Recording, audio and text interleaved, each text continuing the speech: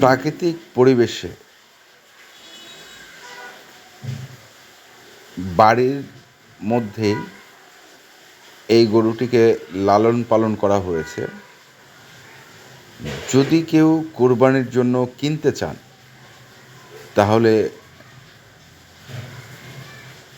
ভিডিওর স্ক্রিনে দেওয়া নাম্বারে যোগাযোগ করতে পারবেন। আর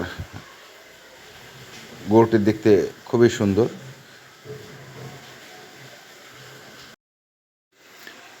এই গরুটি রয়েছে দিনাজপুর জেলা শহরের পৌরসভা এলাকার বৈশাখী মোড়ে।